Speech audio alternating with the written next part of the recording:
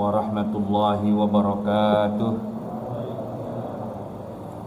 Alhamdulillah wassalatu wassalamu ala Rasulillah Sayyidina wa maulana Muhammadin ibni Abdillah wa ala alihi wa sahbihi wa man tabi'ahu wa nasarahu wa wala, amma ba'du.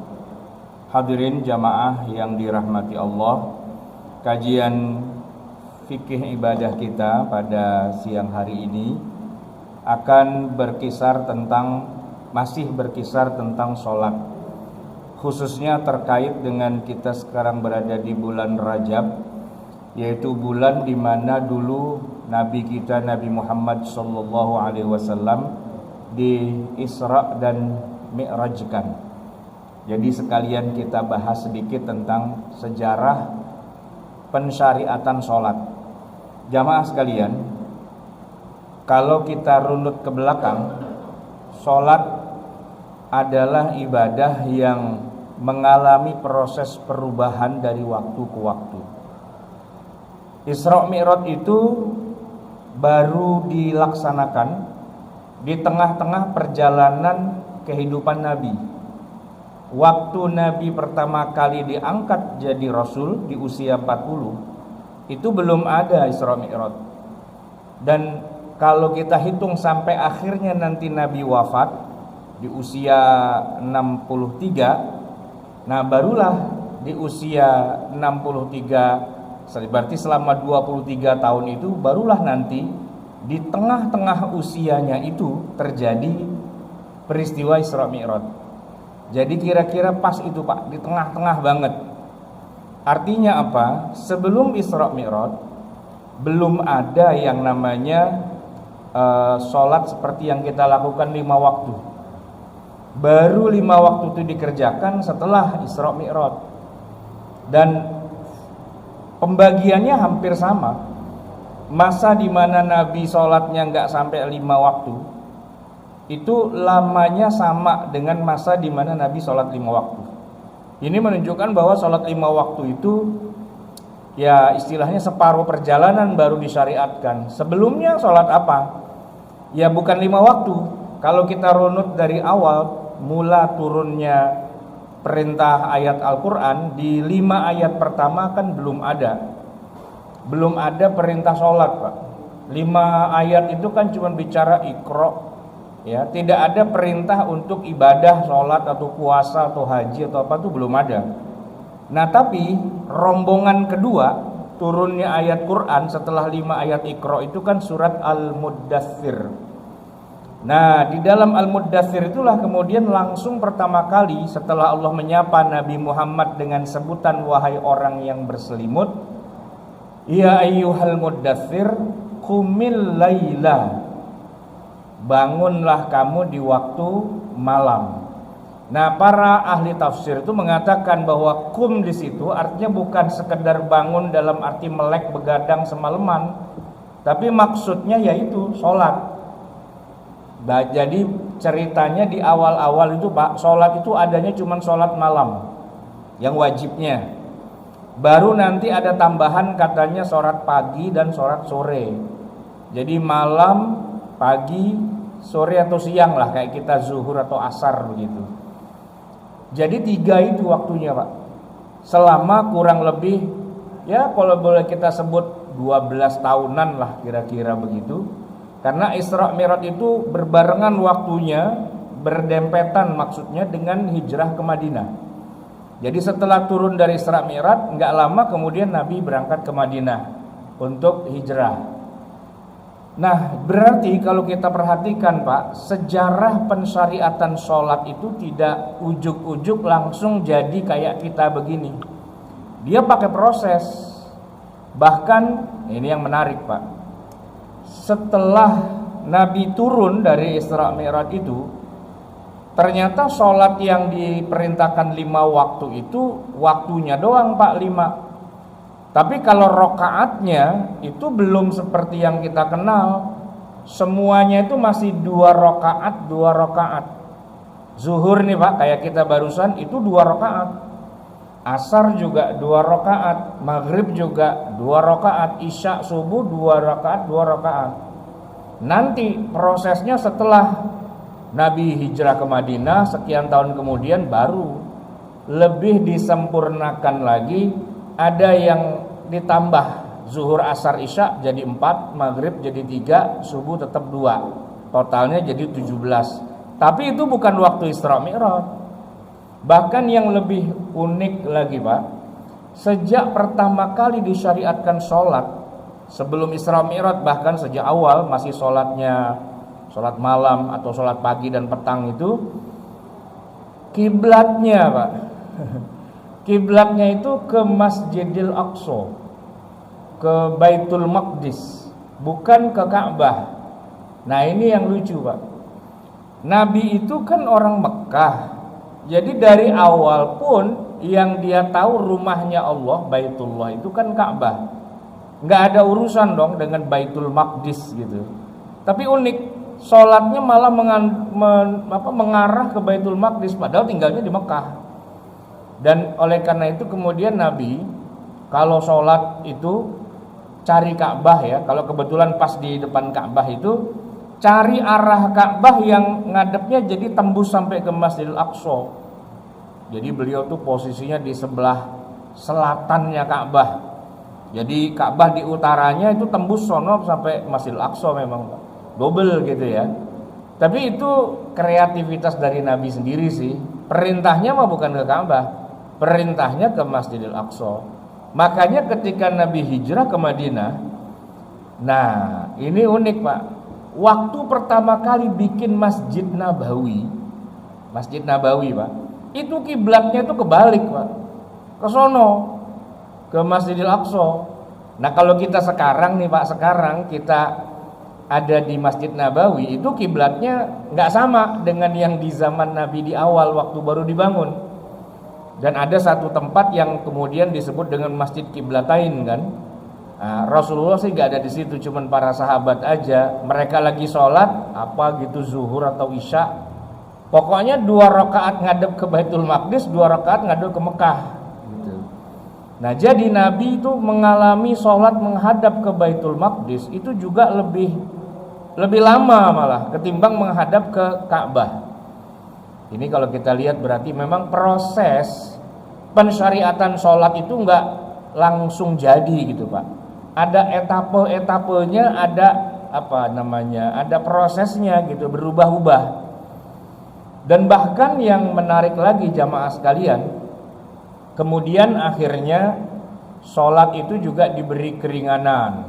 Misalnya sholat itu boleh dikosor, boleh dijamak, dan seterusnya. Maka jamaah sekalian, kalau misalnya kita membaca nih ya hadis Nabi yang menceritakan bahwa cerita awalnya kita disuruh sholat 50 waktu, kemudian ditawar jadi 5 waktu. Kalau kita udah tahu karakteristik Allah dalam mensyariatkan perintah-perintah khususnya sholat, kita mah nggak kaget lagi. Oh biasa itu, sering dirubah-rubah tuh sering Pak, nggak kaget kita. Kalau yang nggak tahu baru dia bingung, dia bertanya gini, masa sih Tuhan ditawar gitu. Itu pertanyaan paling sering terjadi itu, karena nggak masuk akal di logika dia. Padahal tahu sendiri ya, Allah itu ketika mensyariatkan sesuatu kepada hambanya itu pakai proses. Beda antara yang disyariatkan di awal dengan kemudian beda. Saya mungkin udah sering ngomong di sini Pak. Awalnya waktu di Mekah kan khamar tidak haram, orang boleh minum ya kan. Di Madinah pun juga masih boleh Pak. Sampai ada orang jadi imam mabok Pak. Itu nggak apa-apa, nggak dosa, nggak dicambuk 40 kali atau 80 kali, enggak. Kenapa? Karena ia minum masih halal gitu Pak. Pada saat itu para ahli sirah itu mengatakan bahwa kira-kira itu ayat yang mengharamkan khamr itu baru turun setelah perang Uhud tahun ketiga, yang surat Al-Maidah 90-91, innamal khamru wal maisiru wal ansabu wal azlamu rijsun min amali syaitani fajtanibu ya. 91-nya itu innama yuridu syaitanu ayyuqi'a bainakumul adawata wal baghdha'a fil khamri wal maisir, dan seterusnya sampai ditutup dengan fahal antum muntahun. Nah, itu baru tahun ketiga Hijriyah, Pak. Artinya ada satu masa di mana khamar itu belum haram, masih pada minum, dan kemudian akhirnya diharamkan.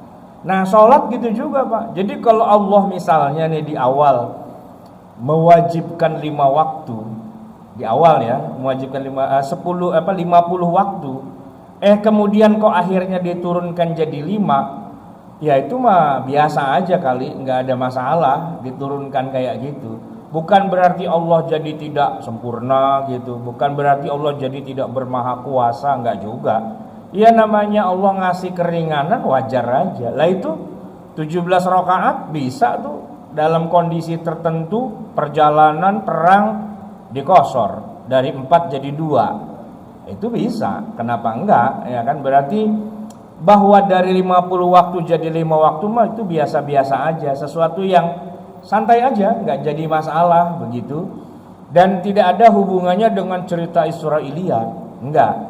Memang benar kalau di dalam Sahih Muslim itu diceritakan gara-garanya sih, pemicunya itu kan Nabi Musa, ya, di dalam perjalanannya Nabi mau pulang, mau turun, ditanya sama Nabi Musa, umatmu diwajibkan sholat berapa kali sehari? 50 gitu. Nabi Musa bilang, wah gak kuat itu umatmu kayak gitu, ya kan? Dan setelah saya cek ulang, Pak, orang Yahudi saja, umatnya Nabi Musa, itu sholatnya cuman sehari cuman 3 kali, Pak, mereka. Jadi kalau Nabi Musa dengar, diwajibin sehari 50 kali, banyak amat gitu kan. Nah, terus ini yang paling sangat krusialnya kan di sini. Pakai ada cerita Nabi balik lagi gitu, Pak, menghadap Allah lagi dan ditawar. Itu yang banyak oleh kalangan yang nggak ngerti agama, yang sok pakai logika gitu ya. Dia bilang mana mungkin gitu. Ya sih, kita jawabnya santai aja. Orang itu hadisnya sahih Muslim, kenapa jadi kagak mungkin? Orang Nabi ke Palestina terbang naik buruk begitu aja juga kita percaya kok. Orang Nabi sampai ke langit yang 7 ketemu dengan para Nabi dan Rasul, kita percaya kok. Masa Nabi nawar kita jadi gak percaya? Pak, ini kalau ngomongin percaya gak percaya ya, kan Nabi itu ketemu dengan para Nabi dan Rasul. Ada Nabi Adam, ada Nabi Isa, Nabi Musa, Nabi Ibrahim. Bukannya udah pada meninggal? Apa dihidupin lagi apa gimana? Atau ketemu di dimensi yang berbeda gitu misalnya, atau dari zamannya mereka dulu masing-masing dipinjam gitu pakai mesin waktu lalu ketemu mereka di situ. Udahlah, kita nggak usah pikirin begituannya, itu urusan Allah aja, itu namanya juga mukjizat. Tapi kan kita percaya gitu aja kan. Nah, bahwa Allah kemudian memberikan keringanan pada Nabi Muhammad untuk menurunkan dari 50 jadi tinggal 5, ya masa pas begitu kita jadi nggak percaya? Ya percaya aja, orang hadisnya juga sahih Muslim kok itu. Jadi kalau mau protesnya sama Imam Muslim sana gitu ya. Nah, jamaah sekalian, tapi kalau kita harus jelaskan secara logis tuh begini, Pak. Kalau kita perhatikan semua perintah dan larangan Allah yang termuat di dalam kitab suci Al-Quran itu kan, Pak, Allah itu tidak ngomong langsung kepada Nabi Muhammad ketika menurunkan ayat-ayat itu. Quran, Pak, turun kepada Nabi Muhammad tuh selalunya lewat Jibril alaihissalam. Nggak ada Allah ngomong langsung pada Nabi Muhammad tuh, nggak ada. Lewat Jibril. Hadis Nabi juga begitu. Hadis kan masih bagian dari wahyu juga kan. Wa ma yantiqu 'anil hawa in huwa illa wahyun yuha. Wahyu juga itu, Pak, hadis. Cuman bukan Quran gitu kan. Ya wahyu yang bawa ya Jibril. Jadi semua kitab suci termasuk juga Taurat, Injil, Zabur, pokoknya semua kitab suci yang turun pada para nabi itu tidak ada yang Allah ngomong langsung sama nabinya, enggak, pasti lewat Jibril. Quran itu, Pak, 6.236 ayat, turun selama 23 tahun, semuanya itu lewat Jibril, perantara, biwasitati Jibril alaihi salam. Nah, jadi kalau kita sekarang bicara Nabi Muhammad diajak sama Jibril sampai ke langit 7 Sidratil Muntaha, itu Pak jadi unik. Kenapa? Karena bahkan Jibril pun nggak boleh masuk Pak ke situ. Kata Jibril, saya cuma sampai sini doang bolehnya. Jadi ini Pak yang unik. Apa sih sebenarnya tujuannya ada Isra Mi'raj itu? Ya kan mau diperintah sholat 5 waktu. Tapi karena ini sholat bukan sembarang sholat, ibadah bukan sembarang ibadah, ya. Ini adalah ibadah yang khusus dari segala yang khusus.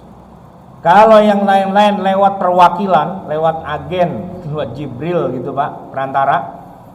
Khusus untuk yang 5 waktu, Allah panggil langsung nabinya menghadap. Jibril cuma disuruh jemput doang, sono jemput, anterin, ya kan? Sampai kemari Jibril pun ibarat cara kita tuh Pak, ente tunggu di luar. Urusan langsung Nabi Muhammad dengan Allah. Nah, jadi ketemu sama ownernya langsung gitu Pak, kira-kira. Namanya kita lagi nego Pak, ya misalnya, ya namanya langsung ketemu owner Pak. Negonya lebih gampang daripada kita nego lewat perantara. Coba deh Pak, Bapak beli tanah, beli rumah, ya lewat perantara, kan nawarnya rada ribet Pak, ya. Karena perantaranya pengen dapat untung juga biasanya. Lah saya dapat apa? Dari sononya udah segini, Bapak kalau nawar segini, saya bukannya untung malah nombok Pak. Gitu kata perantaranya gitu kan. Ribet emang kalau lewat perantara. Makanya kita kalau beli rumah apa segala macam langsung kepada pemilik. Wah, itu Pak, apalagi pemiliknya kenal. Teman sejak kecil, sahabat, saudara, tetangga dan sebagainya. Ya kan kita bisa cincai Pak. Ya kan? Kita bisa nego, harga bisa digoyang banget, ya kan? Namanya juga udah kenal. Kalau perlu pakai aja dulu dah, nggak usah pikirin harga. Nah, begitu karena kenal, ya kan? Pakai aja. Saya dulu pernah Pak, begitu. Beli motor sama temen. Saya bilang cakep nih motor gitu. Kata teman saya, pakai dah, gitu. Enggak lah, masa saya minjem, saya bayarin. Iya pakai aja dulu, ntar kalau kira-kira demen ya ada duit boleh dah kasih gitu. Berapa? Gampang dah gitu Pak. Namanya sama temen Pak. Enak kan ngomongnya gitu kan. Nah begitu kira-kira Nabi ketemu langsung dengan Allah. Ya gampang ngomongnya. 50 kebanyakan ya Allah. Ya udah 45. Ya udah 45 gitu Pak. Ketemu Nabi Musa. Woi, masih banyak itu. Minta turun lagi. Ya minta lagi. Bisa 40, 35 30, 25, 20, 15, 10, tinggal 5 terakhir tuh Pak. Kata Nabi Musa, umat saya aja cuma 3, ente 5. Gimana? Gitu Pak. Ya Nabi bilang, saya udah kagak enak dah, udah dari 50 Pak, bayangin tinggal 5. Itu Pak ibarat kita nawar barang di pasar dari harga 50 maka kata penjualnya, kita tawar udah dikasih 5.000 Pak. Ya dari gocap tinggal goceng, masih mau ditawar juga, cekek aja yang jual sekalian gitu Pak. Ya kan? Artinya udah diskonnya udah banyak banget itu Pak. Maka kata Nabi, saya udah malu. Ya udah 5 waktu aja dah, begitu. Jadi ya sudah 5 waktu itu nggak masalah. Cuma, nah ini Pak bagian paling krusialnya tuh gini. Sebenarnya Allah tuh nggak ngerubah loh. Perintah 5 waktunya jadi 5 itu nggak dirubah. Secara aturan birokrasinya Pak, tetap tagihannya 50 Pak. Ibarat kata nih Pak, malaikat tuh semua yang mencatat kita, raqib atid kita tuh Pak, belangko laporan sholatnya itu Pak, itu belangkonya itu yang harus dicontreng 50 waktu Pak. Udah kayak gitu belangkonya udah disiapin. Tapi karena negonya Nabi kepada Allah jadi tinggal 5, ini bagaimana urusannya nih cara ngisi contrengannya, ya kan? Kayaknya tuh Pak akhirnya dibuat begini. Ya sudah, bobotnya aja dinaikkan. Setiap kali Nabi Muhammad atau umatnya sholat 1 waktu, itu ente contrengnya 10. Jadi kalau dia sehari sholat 5 waktu, yang dicontreng 50 waktu. Gitu Pak. Itu untung banget kita Pak. Sholat 5 kali, contrengannya 50. Berarti bobot sholat kita tuh 50. 1:10. Ya kan? Tapi itu di satu sisi Pak. Masalahnya adalah, ini yang gak kepikir nih Pak. Walaupun ada sih di Quran ramalannya gitu.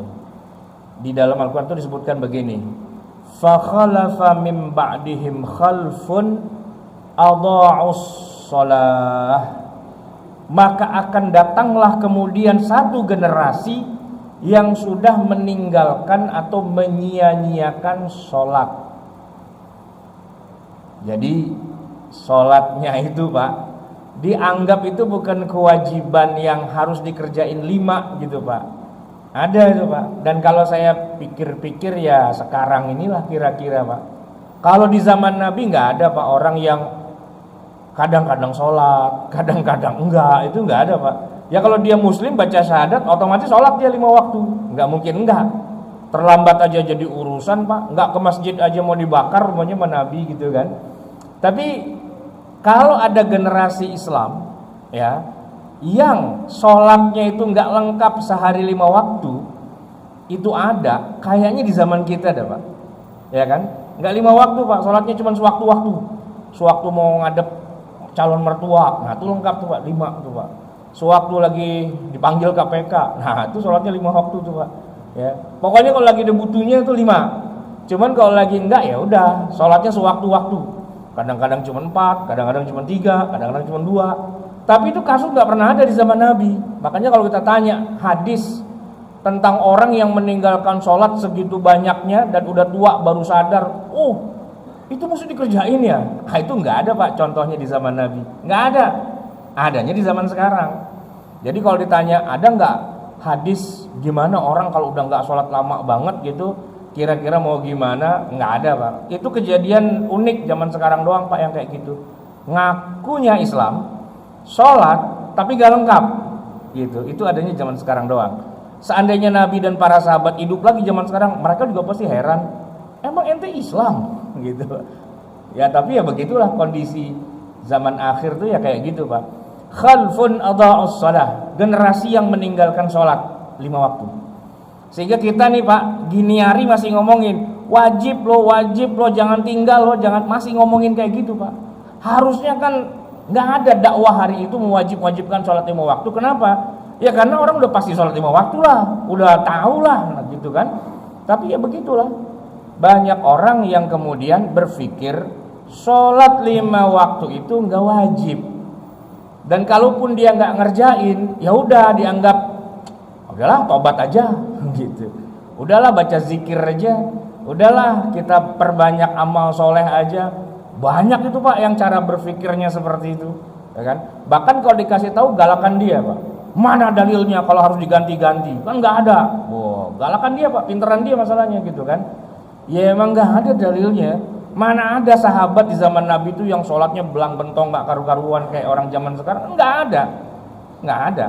Semua pada sholat. Gitu. Kalaupun ada yang nggak sholat karena ketiduran gitu misalnya Pak. Ya itu kan sekali doang Pak. Nabi pernah ketiduran sholat subuh gitu ya, sekali. Dan kalau melihat konteksnya saat itu ya Nabi langsung sholat subuh juga walaupun waktunya sudah lewat. Pernah juga Nabi nggak sholat zuhur, asar, maghrib gitu ya. Itu karena perang Khandaq, lagi perang Pak. Jadi mau nggak mau ya memang harus nggak sholat Pak kan gitu ya. Tapi kan diganti saat itu juga malamnya gitu Pak. Nah ini orang zaman sekarang tuh nggak begitu cara berpikirnya Pak. Kalau udah lewat aja udah, yang penting perbanyak amal soleh aja gitu. Itu ngarang Pak sebenarnya. Dikasih tahu galakan dia, jadi ya merasa dirinya paling pintar aja udah begitu kan. Masalahnya gini Pak, Allah sudah sedikit banyak kasih bocoran nih. Ini orang yang pada sholatnya nggak jelas kayak gini, itu nanti di akhirat urusannya panjang itu Pak. Ya. Surat Al-Muddathir itu menceritakan kejadian yang sebenarnya sekarang belum terjadi Pak. Nanti kejadiannya, cuma udah diceritakan sekarang. Penghuni surga bertanya kepada penghuni neraka, masalakakum fi sakor. Ente masuk neraka sakor tuh judulnya gara-gara apa sih? Nah, yang di neraka Sakor ngejawab, qalu lam naku minal musallin. Ini urusannya kita gara-gara sholat. Lah bukannya ente sering sholat? Sering sih tapi kagak lengkap. Nah itu dia masalahnya Pak. Sering sholat tapi kagak lengkap. Karena dia kira sholat itu ya kalau lagi mau gitu kan. Kalau lagi enggak ya enggak gitu. Yang penting kan banyakin amal soleh. Itu Pak yang sesatnya itu kayak gitu. Banyak tuh beredar di tengah masyarakat kita.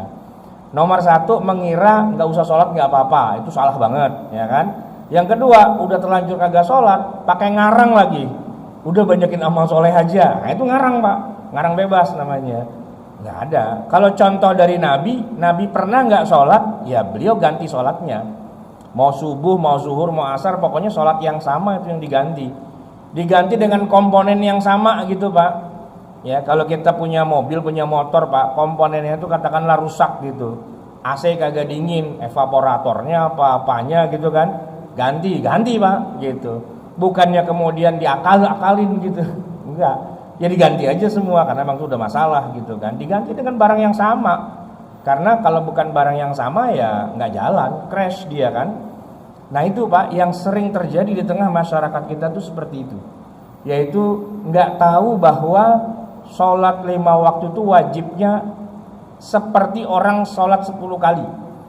Jadi begitu dia kagak sholat sekali aja Pak, ya di akhirat tuh dosanya contrengannya hilang 10 Pak. Contrengannya hilang 10. Nah biar kita bisa aman masuk surga itu minimal sholat dulu lah. Karena Nabi juga udah bilang kan, inna awwala ma yuhasabu bihil abdu min amalihi yaumal qiyamati as-shalah. Yang pertama akan dihisab di yaumil qiyamah itu kan sholat Pak, yang 5 waktu itu. Bukan yang tahajud, itu iya, tapi ntar belakangan. Dan hasil dari absen sholat 5 waktu itu kan menentukan apakah amal-amal kita yang lainnya itu dihisab dengan mudah atau dibikin susah hisabnya. Kalau dibikin mudah ya kira-kira kurang-kurang dikit jamak lah gitu. Nggak jadi masalah banget gitu Pak. Kurang-kurang dikit wajar, namanya juga manusia gitu kan. Tapi kalau sholat 5 waktunya aja yang paling pokok itu udah belang bentong nggak karu-karuan, amal yang lain biar kata cakep urusannya panjang gitu Pak. Ya ibarat kata nih Pak, kita ada razia. SIM, STNK semua lengkap, helm lengkap, apa semua lengkap. Tutup pentil Pak dicari sama polisi. Mana tutup pentilnya gitu Pak. Dicari-cari istilahnya gitu Pak. Nah malaikat kalau udah nyari-nyari kesalahan kan apa yang kagak salah di kita kan. Susah itu Pak. Gara-garanya apa? Gara-garanya kesan pertama, sholat 5 waktunya berantakan. Nah maka jamaah sekalian, dalam rangka kita mengingat sejarah ya proses diwajibkannya sholat 5 waktu, sejak Isra Mi'raj itu sampai wafat Nabi belum pernah satu pun sholat yang lewat Pak. Kalaupun sempat lewat sebentar diganti. Begitu juga para sahabat, nggak ada satupun yang terlewat Pak. Kalau perang ada yang nggak ikut perang, ada gitu ya, ada. Kalau ibadah-ibadah yang lain tuh ada yang ikut, ada yang enggak dan sebagainya, terserah. Tapi kalau yang namanya waktu itu nggak ada cerita, semua pasti ngerjain karena emang itulah dasar seorang dikatakan muslim atau tidak muslim itu ya dari 5 waktunya itu sih sebenarnya. Nah jamaah sekalian, sholat 5 waktu ini yang akan kita jadikan katakanlah modal kita menghadap Allah ya. Kalau sholat kita lengkap, insya Allah kita husnuzon aman di akhirat. Tapi kalau dari awal sholatnya masih belum lengkap, saran saya Pak, kalau bisa sih ya usahain jangan mati dulu Pak gitu, usahain. Soalnya ribet nih Pak kalau bayarnya di akhirat, gede masalahnya poinnya itu. Mending bayar dulu aja sekarang lah, sekarang di dunia. Gampang Pak, Bapak tadi pagi gagal sholat subuh, sekarang masih ingat, astagfirullah belum sholat subuh tadi. Sekarang aja Pak kerjain 2 rakaat, aman udah, ya aman. Kenapa? Bayarnya di dunia Pak, jangan bayar di akhirat, ribet di akhirat urusannya. Pakai digebukin masalahnya Pak, pakai dibakar gosong dulu. Nah kalau di dunia kan enggak, ya kan? Misalnya nih Pak, aduh saya utang banyak banget, ya bayar aja, cicil di rumah, sedikit demi sedikit lama-lama jadi bukit. Paling bini kita bilang, wes Udah luar biasa sekarang pendekatan diri pada Allah gitu kan. Dalam arti pendekatan lo, orang gua lagi bayar utang gitu kan. Ya nggak apa-apa, bayar aja utang itu, penting itu Pak. Jangan sampai nanti di akhirat bilang, iya dulu kata Ustadz suruh bayar saya cuek aja. Aduh bisa nggak balik lagi? Agak bisa Pak. Udah sampai di sono kagak bisa balik, ya kan? Jadi jamaah sekalian, itulah kira-kira sebagai sebuah pelajaran. Proses pensyariatan sholat itu memang seperti itu Pak. Perlahan-lahan selama 23 tahun. Tapi yang penting yang 5 waktunya, jangan ditinggal. Kalau Bapak pengen dapat nilai yang banyak, yang added value-nya tinggi, 5 waktu itu Pak cakepin. Misalnya Bapak pastikan selalu berjamaah, nggak bisa di masjid sama istri sama keluarga. Syukur-syukur Pak, Bapak bisa ba'diyah dulu, bisa qobliyah dulu, cakep itu Pak. Syukur-syukur habis sholat nggak usah Allahumma lantas jalan Pak, minimal ya zikirlah, astagfirullah kayak apa kayak kita baca gitu Pak. Syukur-syukur kita doa itu mempertebal nilai, ya kan. Walaupun jangan bilang begini, kalau saya habis sholat zuhur saya sholat ba'diyah 2 rakaat bisa ganti buat subuh nggak? Kagak bisa. Subuh mah subuh bayar aja. Nah, sholat sunnah tuh buat nambel yang ya istilahnya udah lengkap sih, cuman belum sempurna gitu doang ya. Ibarat kita rumah Pak, bangunan tongkrongan udah jadi, cuman belum ada AC-nya. Nah yang sunnah-sunnah itu Pak, biar buat nyaman, ada AC-nya, ada lampunya, ada sound systemnya misalnya, ada desain interior, ada TV-nya, ada wifi-nya dan sebagainya. Itu buat added value, nilai-nilai tambahnya di situ Pak. Tapi kalau ada sholat yang bolong, jangan bilang, wah saya perbanyak sholat sunnah dah, jangan. Ya yang bolong tambal dengan sholat yang sama. Itu semoga bermanfaat. Hadanallahu wa iyyakum ajma'in. Wal afu minkum. Wassalamualaikum warahmatullahi wabarakatuh.